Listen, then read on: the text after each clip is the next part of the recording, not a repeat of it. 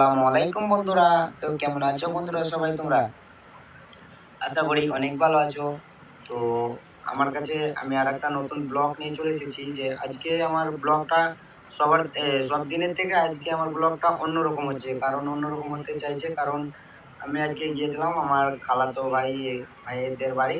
তো সেখানে যেতে না যেতে একটা দুর্ঘটনা ঘটে গেছে আরকি। যে আমি বাইকটা চালাতে যাচ্ছিলাম ঠিকই। কিন্তু আমার বাইকের সামনের দিক দিয়ে একটা একটা ছোট বাচ্চা ছেলে হয়তো ৮ বছর ৯ বছরকার হবে। তো সেই ছেলেটা আমার বাইকের আগে দিকে ধাক্কা মেরে আর পড়ে গেছে। তো ওই রিঅ্যাকশনটাই আজকে তোমাদেরকে দেখাবো। তো চলো সম্পূর্ণ ভিডিওটা দেখতে থাকবে। আর তোমরা ১ম টাইটেলেই দেখে ফেলেছো যে কিরকমটা হতে চলেছে বা কিরকমটা হবে। তো চলো ভিডিওটা পুরোপুরি কেটে না কেটে সম্পূর্ণ দেখতে থাকো। আর তোমরা যে কেউই বাইক চালাও না কেন ঠান্ডা মাথায় চালাবে বাইকটা আরকি। তো কেউ দ্রুত চালাবে না। কারণ গাড়িতে আকাম হচ্ছে অনেক সবাই। এখনকার দিনকাল ভালো না। ঠিক আছে? তো তোমরা সবাই ঠান্ডা মাথায় বাইক চালাবে। সবসময় হেলমেট তোমরা তোমরা সবসময় গার্ড পরে আর চালাবে। ঠিক আছে? বাইক চালাবে। যে সুরক্ষিতভাবে চালাবে আরকি। তো চলো আর কথা না বাড়িয়ে ভিডিওটা দেখতে থাকো তোমরা। কি হচ্ছে না হচ্ছে।